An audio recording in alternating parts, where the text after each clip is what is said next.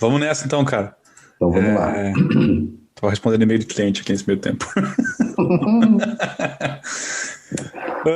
Vida.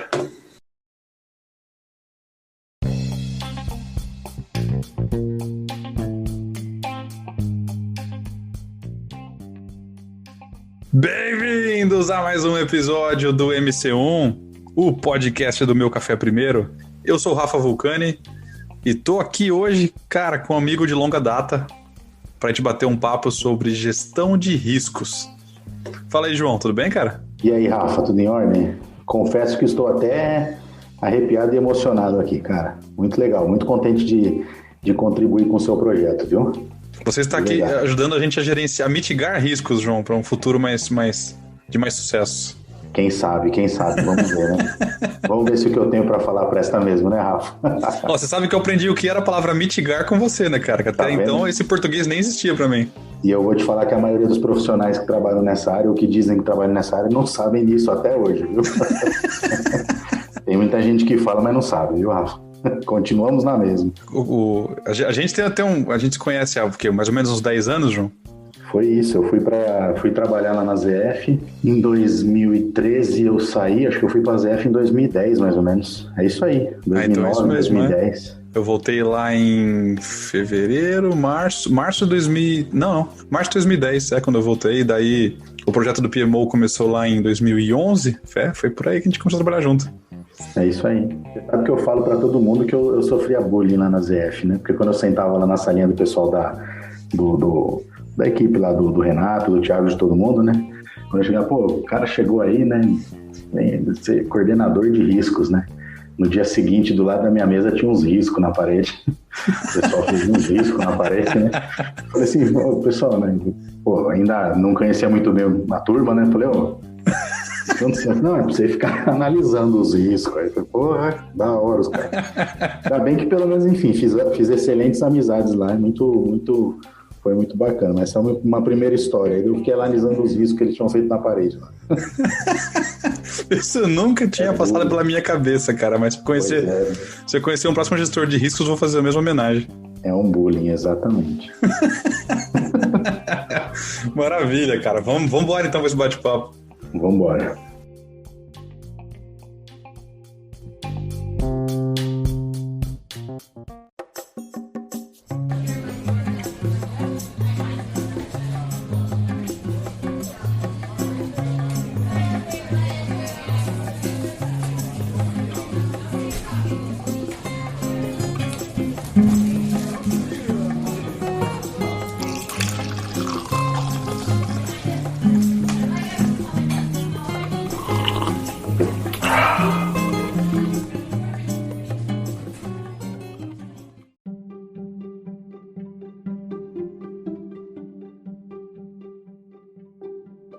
Eu confesso que eu não conheço ninguém mais experiente nesse assunto que você, cara. Você pra mim é a minha referência em gestão de riscos. Ih, Rafa, você tá mal então de conhecimento.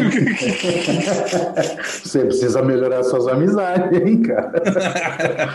Não, mas brincadeiras à parte, de fato, eu sou formado em engenharia, né? Fiz engenharia agrícola na Unicamp e logo cedo, logo no início da faculdade, eu já precisei começar a trabalhar, né? E fui trabalhar na IBM, foi meu primeiro emprego. E onde que surge a gestão de riscos, né? Esse assunto na minha carreira? Eu era o único engenheiro, ou o engenheiro to be ali da turma de trabalho, né? Uhum. E aí o que acontece? Cansado de fazer aquele trabalho manual, eu propus para a minha gestora, eu falei assim, eu não posso um estilo de um conferencista, alguma coisa assim aqui, né? Fazer um quality assurance da turma, alguma coisa assim. Ela falou, faz o projeto. E eu desenhei um projeto de avaliação do processo, na verdade. Tinha nada a ver já tinha a ver com gestão de riscos, mas não era nessa linha, né? Uhum. E eu virei um quality assurance da turma, entendeu?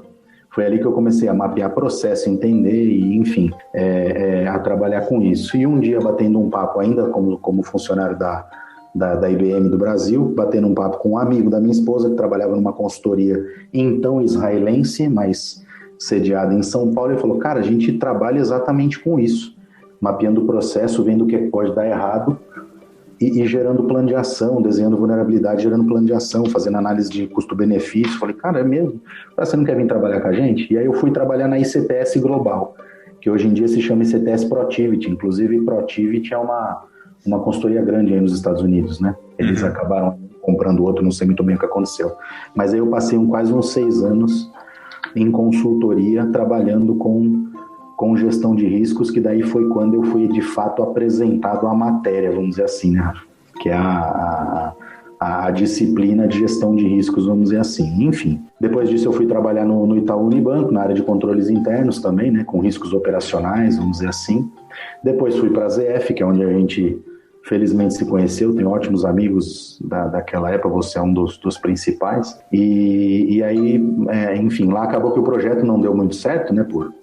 Por razões ali diversas, e aí foi quando eu vim então hoje eu estou na Hypera Pharma, né, que era Hipermarcas, chama Hypera Pharma, e hoje eu fui para lá faz 8 anos, tá quase fazendo 8 anos, fui gerente de riscos, gerente sênior, aí assumi também a área de compliance da empresa, que eu vou explicar um pouquinho aqui que é isso também, né, e hoje eu sou o diretor responsável pela área de gestão de riscos corporativos e compliance da Hypera Pharma.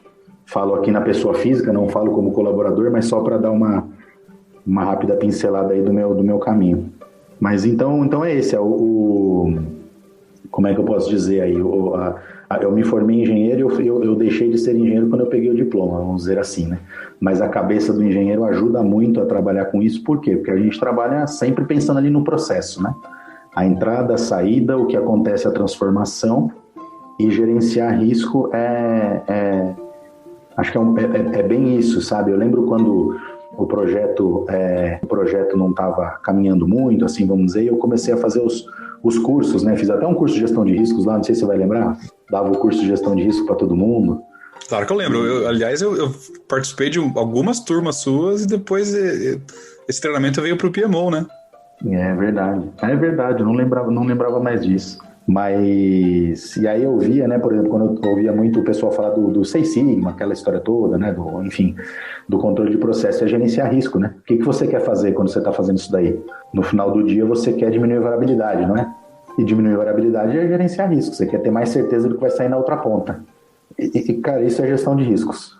Gestão de riscos é algo tão simples quanto isso, e você pode levar para qualquer processo, para qualquer área, para a área até de projetos, né? Você tem gestão de riscos em projetos também, então é isso, é tentar controlar ou buscar controlar as variabilidades, né? E não ser pego de surpresa caso alguma variação ocorra no meio do caminho e você ali se depare com ela, você não pode ser pego de surpresa, né?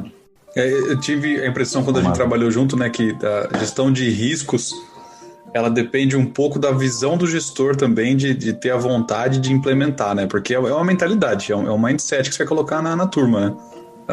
Assim, como é que você implementa o mindset, por exemplo, a gente falou de Lean aqui uns episódios atrás. Como é que você implementa essa mentalidade de sempre trabalhar de forma enxuta, mais prática, mais rápida, eliminar desperdício, etc, né? Você está sempre buscando ali o tempo todo. E risco é um pouco disso também, né? Você tem que estar sempre ativamente olhando para tentar minimizar riscos no seu projeto, por exemplo. E eu lembro bem de exemplos que você dava no treinamento, que era bem simples de entender, a questão de comprar materiais que vêm de fora do país onde está alocado o projeto. Então, o risco que é muito clássico é sempre o câmbio. Eu posso comprar mais agora, que o câmbio é favorável, eu posso esperar mais, torcer para o câmbio se tornar mais favorável lá na frente. Faz toda uma análise para ver o que vale mais. Ou você pode redear o câmbio. Compra quando você quiser e compra dólar futuro na data do pagamento e resolve o problema. Gerencia o risco. Aí. É isso.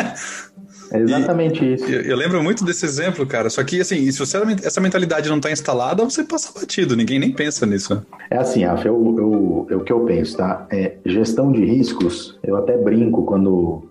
Hoje em dia eu já sou um dos mais velhos, né? Na minha turma toda, eu tenho uma funcionária só hoje, uma colaboradora que é de idade mais velha que eu. O restante é todo mundo muito novo que trabalha comigo, e a gente está mudando, inclusive, as pessoas que estão chegando para trabalhar agora, elas mudam até de lá, aquelas onde você se enquadra, né? Que você fala, não, você é da época de não sei o quê, da época de não sei o que lá, esse pessoal agora tem um chip diferente, né? E quando eu tenho que explicar para eles o que é, cara, esquece livro, esquece um pouco disso. Para mim é tão simples quanto gerir risco, gerenciamento de riscos é a arte de trabalhar com o que eu chamo de e se, né? O que acontece geralmente, né? As pessoas desenham os projetos, os processos, pensam no seu dia a dia, nas suas atividades, e elas sempre pensam que as atividades vão dar certo. Você já parou para pensar nisso? É verdade? Ninguém pensa que pode dar errado. Por quê? Porque também é um pouco do otimismo das pessoas. Poxa, eu estou com um projeto novo, estou desenhando um processo, eu estou ali preocupado com ele dar certo. E ela esquece que pode dar errado. Então, por isso que eu brinco que o gerenciamento de riscos é isso, é a arte do e se. Você tem sempre que perguntar, mas e se acontecer isso? Lembra uma propaganda do Bradesco? Não sei se já estava aí pela América, se você chegou a ver, mas eles...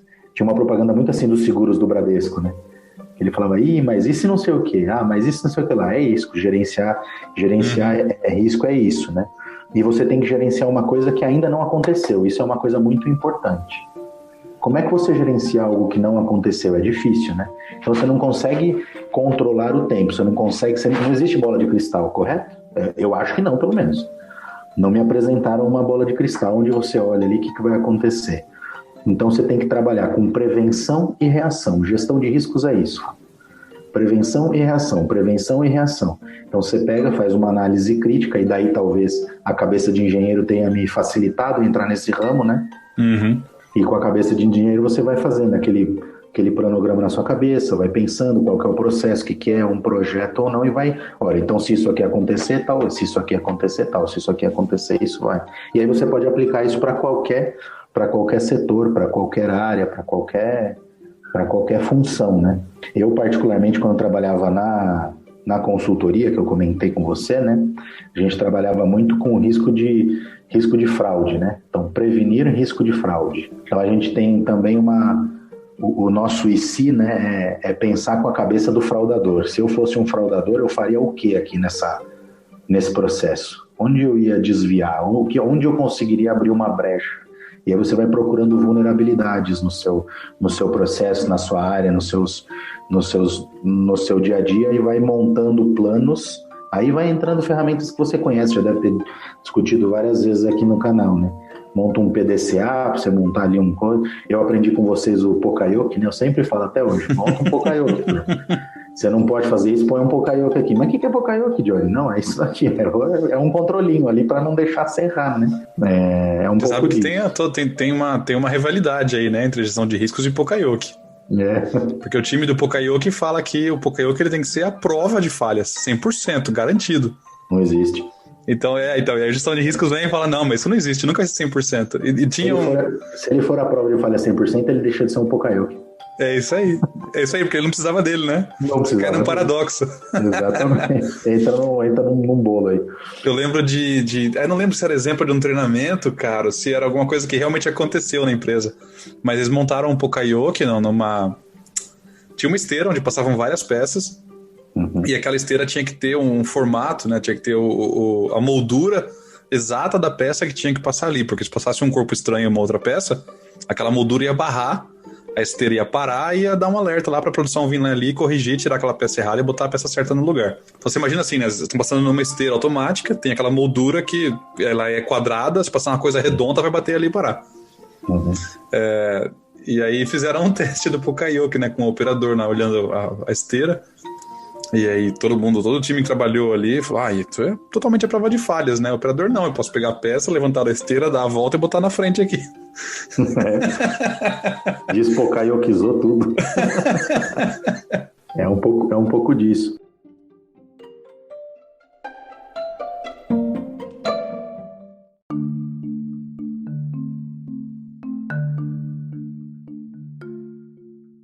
Tem uma outra vertente, Rafa, que eu gostaria de comentar aqui um pouco também, ainda nessa breve introdução de o que é gestão de riscos, o que não é, né? Comentei sobre bola de cristal ou não, mas uma vertente do gerenciamento de riscos que poucas pessoas exploram, vamos dizer assim, é que o risco pode ser positivo, né? O risco pode ser uma oportunidade. Então, o risco ele pode ser carregado de uma ameaça, que é algo negativo, vamos dizer assim, ou ele pode ser carregado de uma oportunidade, né? Você, como um cara de PMO, quando você faz gestão de riscos em um projeto, você pode ter um risco positivo ali, né? Uma coisa que vai ajudar o projeto. Você fala, olha, se eu conseguir adiantar uma etapa, um fornecedor que ia me entregar em 10 dias, me entregar em 5, é um risco positivo, né? Então você incentiva, você joga forças, você põe energia para que aquilo aconteça, desde que a consequência seja positiva, obviamente, né? Porque todo risco, seja ele positivo ou negativo, ele é carregado de basicamente de duas, mas eu vou falar aqui três coisas. O risco é o evento, que aconteceu, né? Então esse evento ele é carregado de probabilidade e de impacto. Um pouco de tecniquez aqui, mas acho que vale a pena, e tá para o seu público, né? Ele é carregado de probabilidade e de impacto. A probabilidade é a possibilidade dele acontecer. Por isso que você estava até brincando, o Poka-yoke funciona para todos os casos, deixa de ser um Poka-yoke. Por quê? Porque ele é 100% efetivo, o risco deixa de existir, né? Você não tem mais o risco, você tem o risco se você tirar o Poka-yoke. Aí volta a sua situação antiga. Agora, você tem um Poka-yoke que não falha, o seu processo foi modificado de um tanto que você eliminou aquele risco do seu processo. Por isso que tem essa brincadeira aí de, né?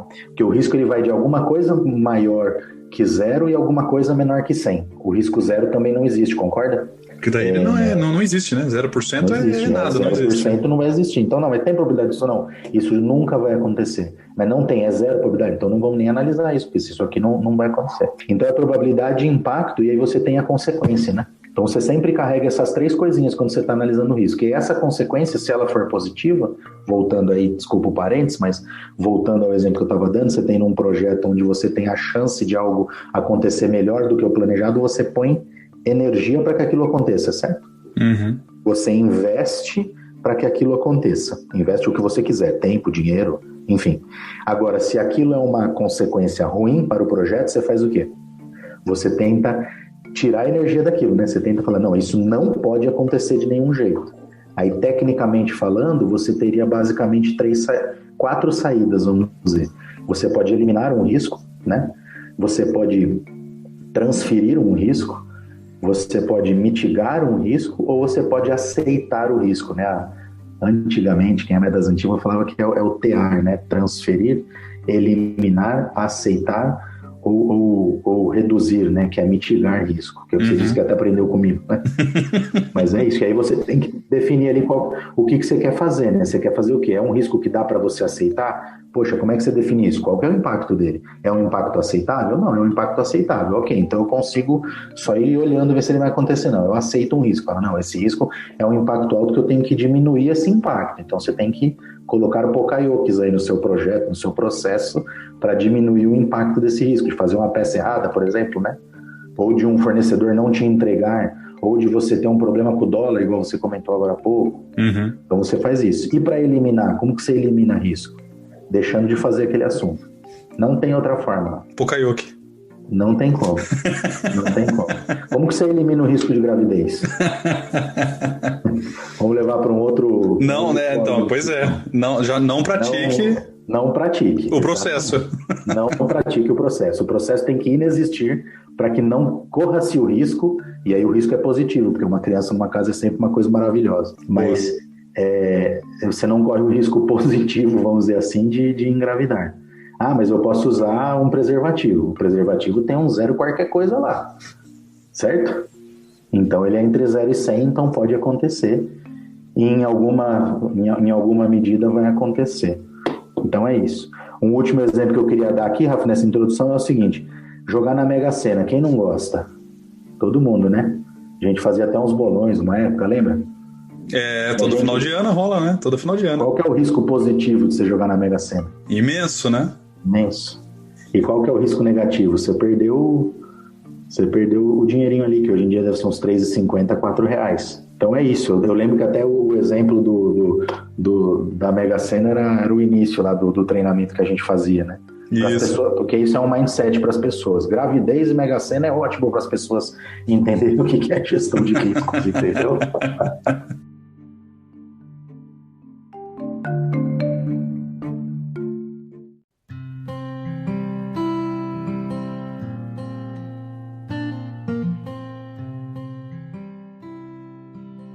Os mais fundamentalistas vão dizer: Johnny, você está esquecendo do que a gente chama de cisne negro. Não sei se você já ouviu falar esse termo, Rafa. Não, essa é nova.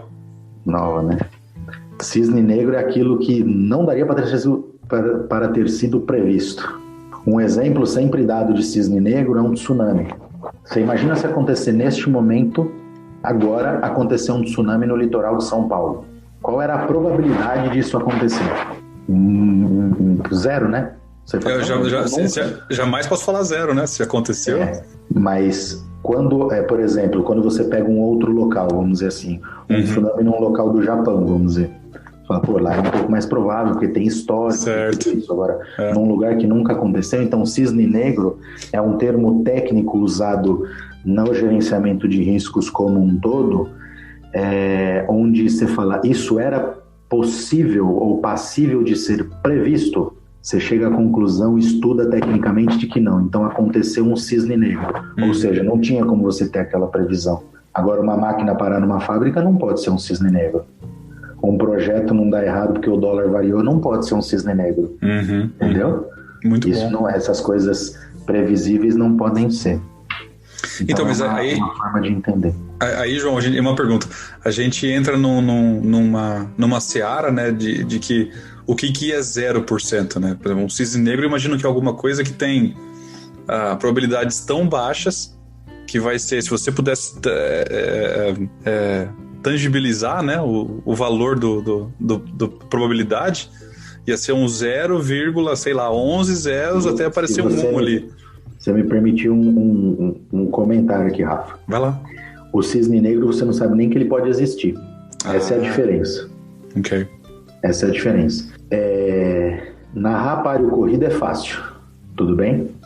Se alguém te falasse em dezembro de 2019 que você passaria 14 meses dentro da sua casa por conta de um vírus que nasceu que apareceu numa cidade na China porque um cara comeu como é que fala? Um morcego. Vamos aqui tirar todo o se é do morcego, se não é do morcego, esquece, não é essa discussão, é só um exemplo. Não, certo, só o prático, exemplo, tá? Isso. Em dezembro de 2019, não, porque já tinha notícia, né? Vamos colocar julho de 2019. Se eu virasse para você e falasse, Rafa, de março de 2020 a março de 2021 você vai estar trancado dentro da sua casa. Isso existiria para você? Alguém falou isso, tirando o Bill Gates. Ninguém falou sobre isso no mundo. É verdade, cara, é verdade. Ninguém falou. Então, eu enxergo isso que está acontecendo com a gente, um cisne negro, tá? Obviamente que a gente também não está sabendo lidar com ele, principalmente aqui, que a gente até ficou no nosso bate-papo inicial aí, mas o cisne negro você não consegue nem... porque você não imagina que ele possa acontecer. A partir do momento que você imagina que ele pode acontecer e a probabilidade é alguma coisa diferente de zero, você talvez já não possa chamá-lo mais de cisne negro. Você vai chamar de um risco de altíssimo impacto, que o cisne negro também tem isso. Ele tem que ser uma coisa de altíssimo impacto, né? Avassaladora, destruidora e imprevisível. A partir do momento que ela é meramente previsível, eu já defendo que já não é mais um cisne negro. Ele é pelo menos identificável, então ele não é um cisne negro, entendeu? Esse é o ponto de a régua que passa aí para separar o que é um cisne negro e o que não é. Boa. Daí esse é um bom exemplo, João. A pandemia, então, nesse caso, acho que a gente, cara, seu exemplo é perfeito. A gente pode assumir como um cisne negro até ter acontecido. E agora que aconteceu, vamos dizer assim, todos os governos do mundo aprenderam algumas lições, não todos, né, que a gente sabe, mas alguns aprenderam as lições, vão colocar certas contingências para o futuro. Daqui para frente, na cabeça de todo mundo, a probabilidade nunca mais vai ser zero, né, para esse tipo de ocorrência. Difícil. Para esse tipo de ocorrência, não. Igual se você fala assim, a primeira onda foi cisne negro, certo? Tô assumindo aqui, tá? Se você pegar outros teóricos de gestão de risco, talvez vão dizer que não, ou que sim, enfim, mas tô assumindo aqui que sim. A segunda onda é cisne negro? Óbvio que não. Claro. Óbvio que não. É descuido, é problema político, é um monte de outras coisas que não é o foco aqui, mas é tudo menos um cisne negro. Ou vai dizer que a gente não sabia que tô trazendo aqui para onde eu tô morando, no Brasil, né? Ou vai saber que a coisa não ia degringolar aqui no Brasil, entendeu? Então era óbvio que isso ia acontecer se as pessoas não se cuidassem. Então deixa de ser um cisne negro, pra gente não cair não mudar de assunto. Vamos manter gestão de risco, a gente vai mudar a pauta do seu programa. Que a gente gosta de papo aqui, aí vai que vai. Já vou baixar ali, pegar aquele uísque que você falou e a gente continua aqui. Então calma que eu vou encher meu copo também, sem gelo, por favor.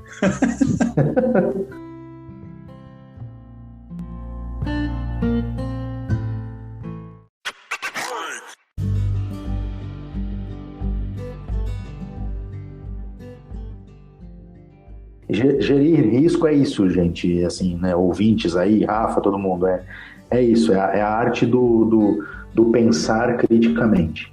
Aí as pessoas costumam brincar, falar, nossa, mas você é pessimista, né? Aí eu respondo da seguinte maneira, não, eu não sou pessimista, eu sou um otimista. O cara fala, não, mas você é pessimista, otimista, você pensa que sempre foi tudo. Não, eu sou um otimista com experiência.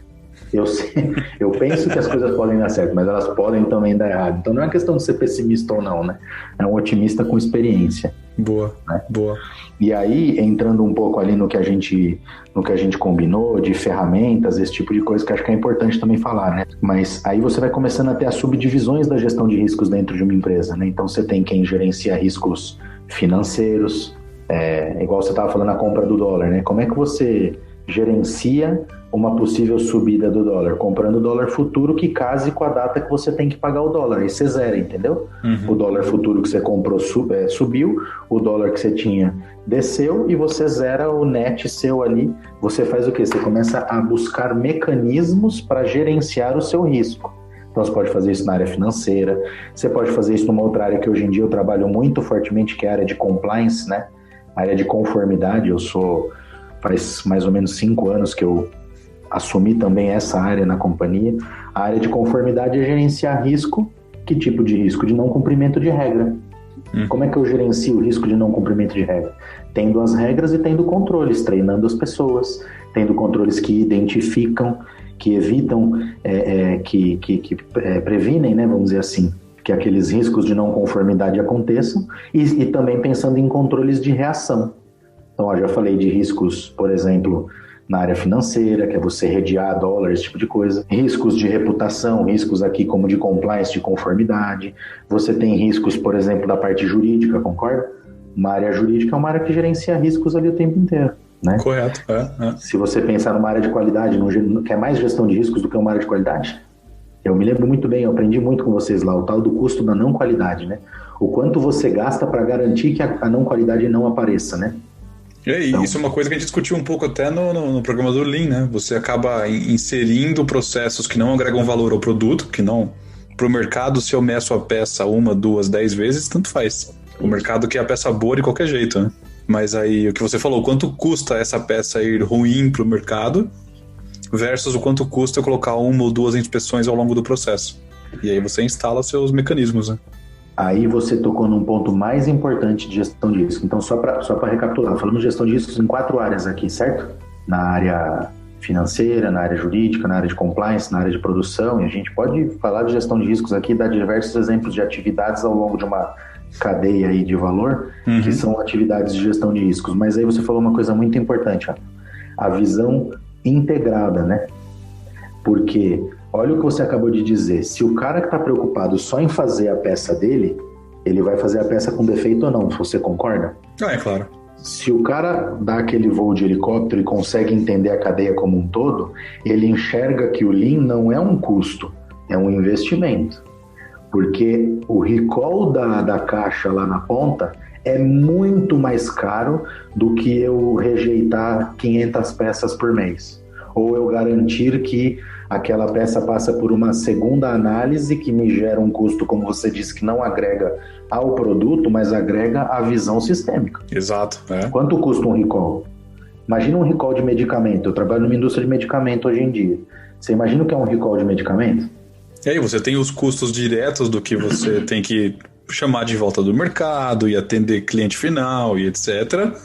Fora o dano que é intangível da sua marca, né? Exatamente. Isso é monstruoso. Exatamente. Então, a gestão de riscos ela tem que ser aplicada com uma visão, com o voo de helicóptero. Não pode ser o cara a pé ali olhando o processo. Você tem que ter a cabeça estratégica desse voo de helicóptero, entendeu? Para entender. A hora que eu mudo uma coisa aqui, eu vou impactar onde? Né? Tinha aqueles gráficos, né? Que uma mudança eu impacto aqui, aqui, aqui. Quais são as minhas entradas e as minhas saídas? E onde isso pode chegar? Você viu que a gente falou de probabilidade de impacto de uma maneira bem simples aqui, da peça dar certo ou da peça não dar certo. E a gente falou do quê? De consequência, recall. Quem quer ter recall hoje em dia? Quem quer ter seu nome atrelado ao recall? Então aí a gente já começa a falar dos tipos de consequência, ó, Rafa. Consequência financeira do recall é fácil de entender? Não é? Ela é gigante, cara. É gigante. E a imagem? E uma empresa que tem capital aberto? E aí o acionista fala, epa, se o cara tá fazendo recall, porque deve ter alguma coisa muito grave lá dentro, vou vender minhas ações. Em um dia a empresa perde 10 bi, você já ouviu falar isso? É isso aí. A fala de uma pessoa faz com que o valor de uma empresa desça 10 bi em um dia. Isso é consequência. A dona Tesla sabe bem como que é isso. Exatamente. É por aí que vai, né?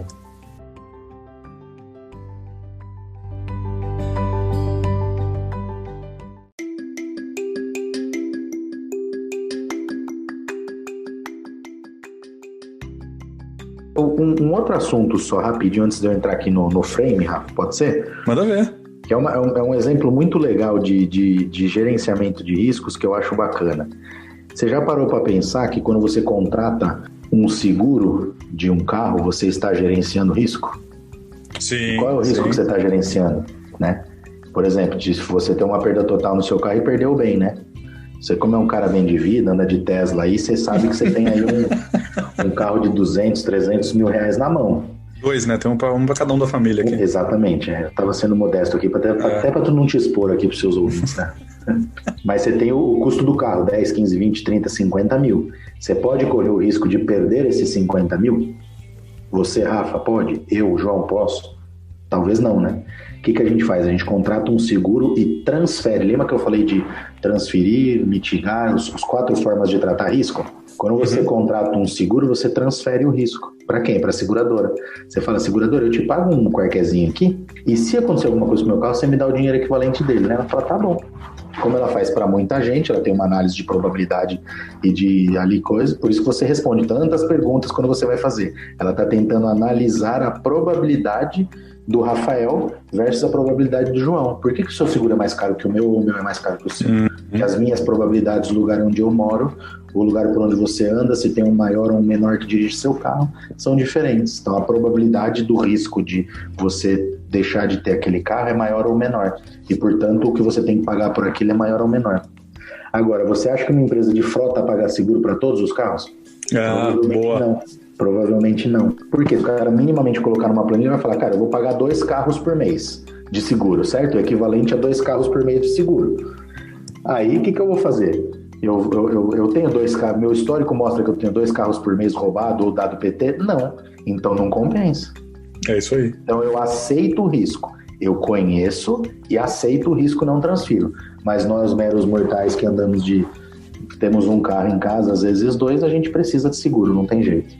E esse exemplo, ele é muito bom na questão de como as companhias de seguro analisam o perfil, né? Como que elas montam a matriz de probabilidade do risco acontecer. Sim. Porque aí você falou, né, que o seu seguro pode ser mais barato do que o meu, mas como é que pode? É a mesma empresa, mesmo carro? Porque algum outro fator seu ali, você tem a sua faixa de idade, ou alguém na sua cobertura vai ter a faixa de idade de maior risco, ou a região que você mora, ou se o carro é guardado numa área coberta e fechada ou não, né? Isso, você mora em condomínio com portão fechado ou não. Isso é muito interessante. Você usa só para o trabalho, você usa para ir para a escola. Estacionamento de faculdade é muito visado, estacionamento de trabalho nem tanto. Tem tudo isso. Um exemplinho dentro ainda deste grande exemplo aqui é o seguinte. Lembra daquelas motinhos DTzinha, Aquela história DTzinha, DT120, 200, sei lá quanto? Faz seguro? Alguém faz seguro daquele? Não, porque vai ser roubado na primeira esquina. Não compensa fazer seguro daquilo, entendeu? É isso aí. A conta não fecha, o cara vai ter que te cobrar quanto? O valor do seguro, porque a probabilidade é tão grande daquilo acontecer que você tem que pagar uma moto para ele aceitar fazer teu seguro. Aí se você vai pagar uma moto para fazer o seguro, Katsu, não faz o seguro. Deixa roubar que eu compro outra. Roubar e aí você compra outra, é isso mesmo. Exatamente isso. Entendeu? É isso. Isso é gestão de riscos na veia. Esse exemplo bobo, né? Mega Sena, aí essa questão de seguro, enfim, é gestão de riscos na veia.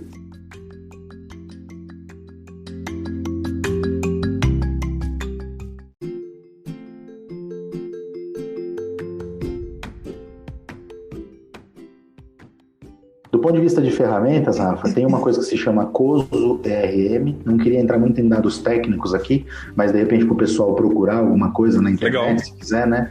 COSO escreve COSO SO, que é Committee of Sponsoring Organizations, e ERM é de Enterprise Risk Management. Como é que eu posso dizer?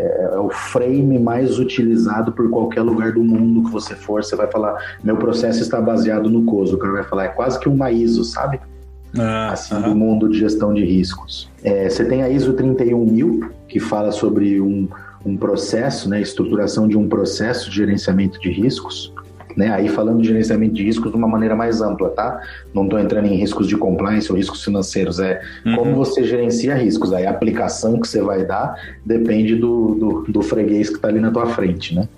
E tem um frame, Rafa, que eu convido todo mundo aí que está ouvindo, você, né, a visitar, que é um frame chamado de Enterprise Risk Management, também do IIA, que é um instituto Institute of Internal Auditors, né, que é Instituto dos Auditores Internos.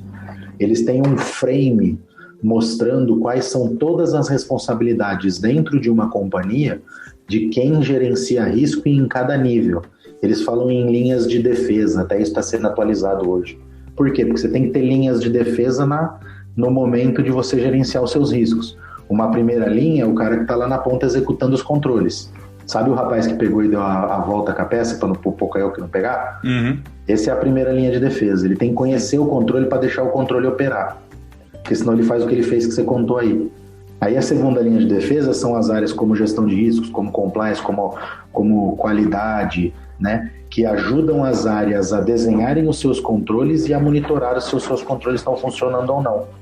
Uma área de Lean, né? Então essa é o que eles chamam de segunda linha. Uma terceira linha de defesa é a corregedoria, a auditoria interna. É o cara crachá. É o cara que, independente de qualquer coisa, vai me falar assim, olha, o que você tem que fazer? Deixa eu ver aqui se você está cumprindo ou não. É o auditor. Depois, nesse frame, você tem os órgãos externos, os reguladores, por exemplo, né? Eles também são responsáveis pela gestão de riscos da companhia. Se a companhia está fazendo alguma coisa muito errada, por exemplo, uma indústria farmacêutica, ou uma indústria como nós trabalhamos junto, né?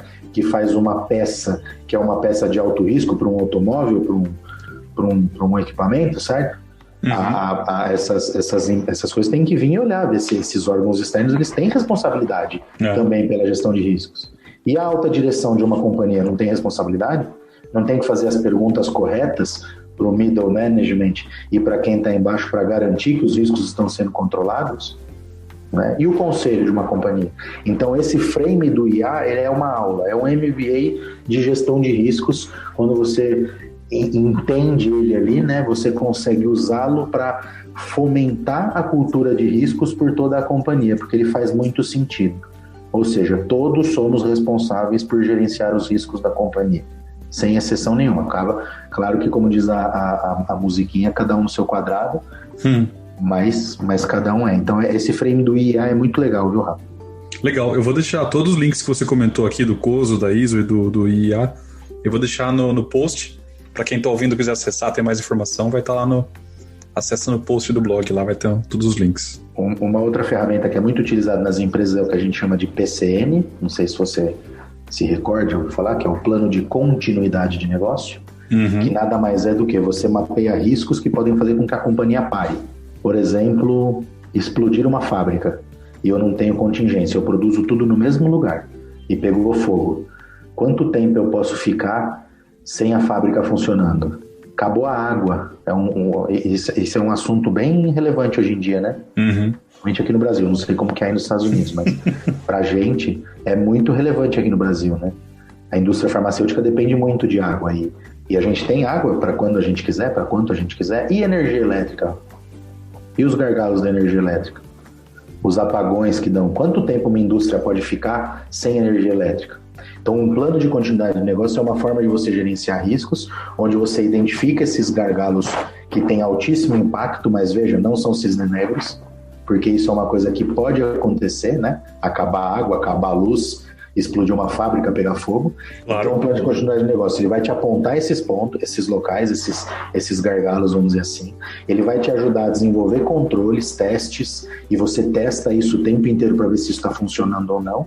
E vai te dar também uma visão de crise, de gestão de crise, que é, aconteceu. Para quem eu ligo? Quem eu chamo?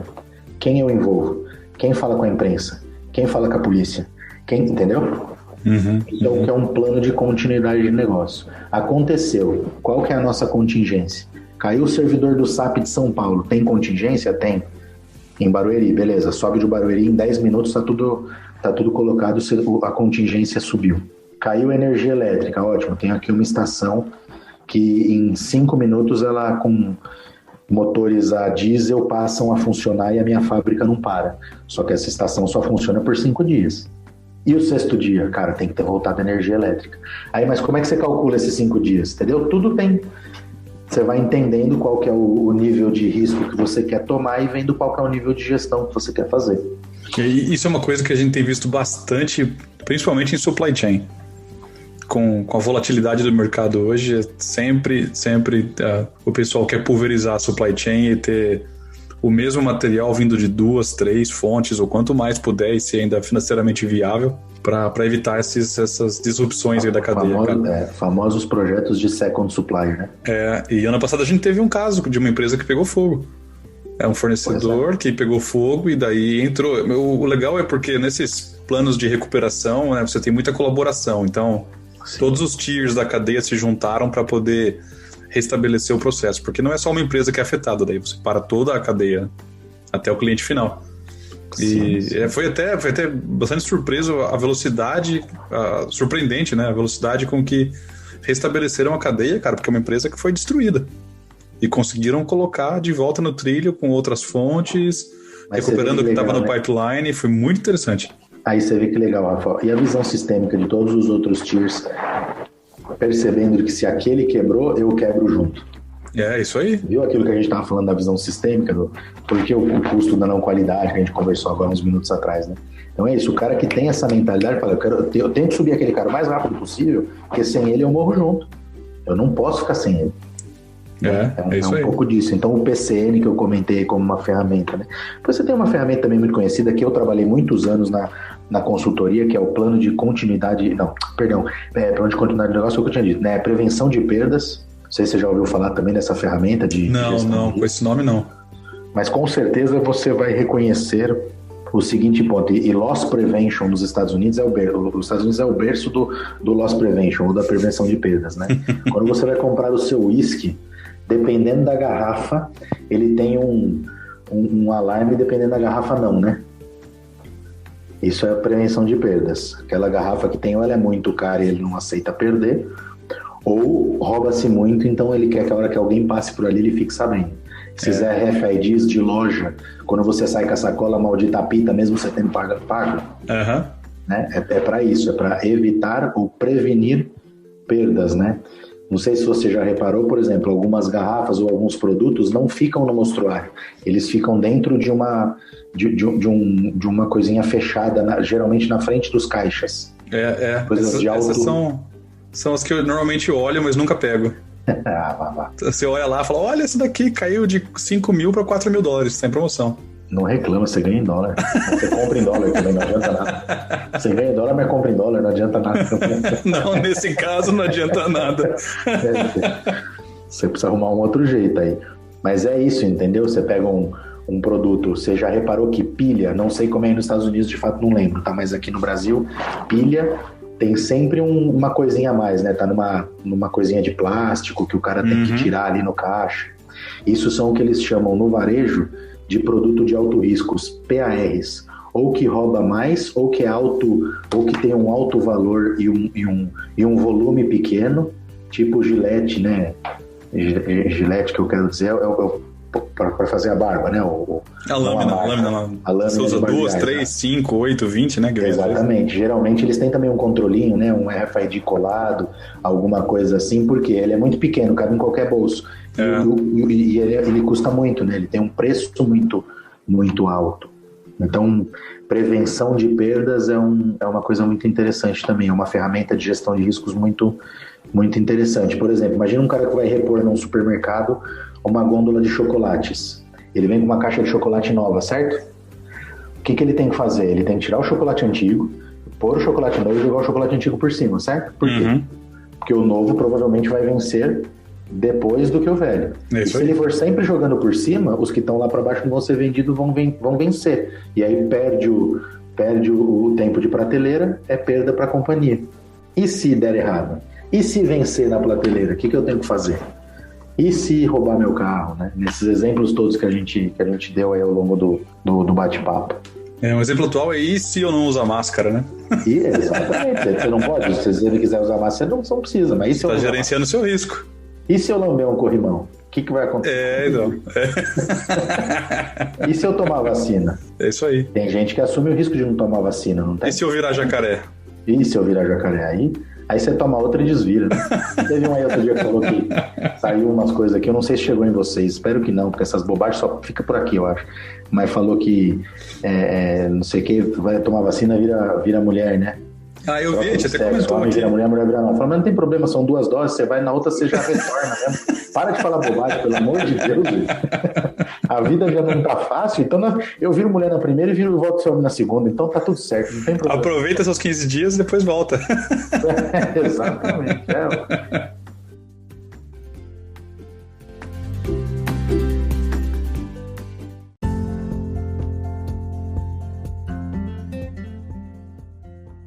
Mas, João, antes de fechar, cara, queria saber se quer deixar contato aí, LinkedIn, para quem quiser procurar saber mais sobre gestão de riscos. Tá ótimo, quero sim. É o seguinte, então obviamente, qualquer assunto desse tipo aí que a gente tratou hoje, estou à disposição, bater papo, falar de outras coisas também gosto muito, mas se me procurar, acho que no LinkedIn, principalmente, é João Aguilar, né? Pode conversar, bater papo, conhecer, fazer benchmarking, estou à disposição. E também deixar aí uma das coisas que você tinha me pedido, né, Rafa? Poxa, nunca tinha ouvido falar nisso. E aí, o que eu faço? Gostei, me interessei, né? Eu sempre tenho vagas, então me procure. Às vezes pode ser que você possa trabalhar comigo, inclusive. Boa, olha isso, de caça essa, hein? Sempre tem alguém entrando e saindo. Eu participo de muitos grupos e tem muita vaga. Aqui no Brasil, a gente teve um boom de profissionais de compliance por conta da Lava Jato, né? E sumiram os profissionais de gestão de riscos mais generalistas, né? Eu, inclusive, estava com uma vaga boa na minha equipe esses últimos dias e foi difícil da gente encontrar uma pessoa. Mas tem dois livros, Rafa? Não sei se é costume aí do canal também indicar um livro, alguma coisa para a turma. Cara. Tem um livro que chama Cisne Negro, né? Que é do Taleb, é muito, muito conhecido. Particularmente, eu acho um livro denso, difícil e, confesso, chato, mas todo mundo diz que é a Bíblia de quem quer trabalhar com gestão de riscos, né? Para dar essa visão global de riscos, gente. Não é para... não, quero risco de compliance. Daí são outras coisas. Aí a gente conversa aí. E um outro livro, para mim, daí é bem melhor, inclusive, que o Cisne Negro, mas não dá para não indicar o Cisne Negro, chama Desafio aos Deuses. : A Fascinante História do Risco. Basicamente... Ele mostra como evolui o pensamento e a introdução da probabilidade na humanidade. Em algum momento do passado, a humanidade não entendia a probabilidade. E quando ela passa a entender probabilidade, tudo muda. Ela passa a pensar em risco, entendeu? É muito legal esse livro, Desafio aos Deuses. Que bacana, cara. Eu confesso que eu vou procurar, porque esse segundo vale a pena. Não conhecia. Eu lembro de você indicar o Cisne Negro, se não me engano, nos treinamentos lá Sim. Quando a gente fez, mas esse eu não conhecia, eu vou procurar, cara. Cisne Negro é assim, falar de gestão de riscos de maneira mais ampla e não indicar o Cisne Negro não tem como, mas é que eu acho muito denso, é muito difícil. Agora, o Desafio aos Deuses, cara, você começa a ler e você termina e é muito bacana. Ele basicamente te mostra assim, né, vamos dizer, você entra em algum determinado momento da humanidade, você senta numa mesa para jogar dado, tudo bem? Eu jogo meu dado, você joga o seu e a gente aposta R$10 aqui. Pô, R$10 pra você é sacanagem, né? Tem que ser $10. R$10 você não faz mais nada. Então a gente aposta $10 aqui. E você joga seu dado e tira 6, tudo bem? Certo. E agora é a minha vez de jogar o dado. Em algum determinado momento da humanidade, pra mim, eu achava que Deus ia me ajudar a tirar 6. Não existia a probabilidade de 1 em 6 nesse caso, entendeu? Então eu jogava o dado, porque eu achava que Deus ia me ajudar. E aí que vem o desafio aos deuses. É quando a probabilidade começa a mudar a cabeça das pessoas e fala, olha, Deus tem o seu lugar na questão mais de religião, vamos dizer, e fé. Mas aqui no dia a dia, meu amigo, a matemática é que manda, não tem jeito. Fantástico, cara.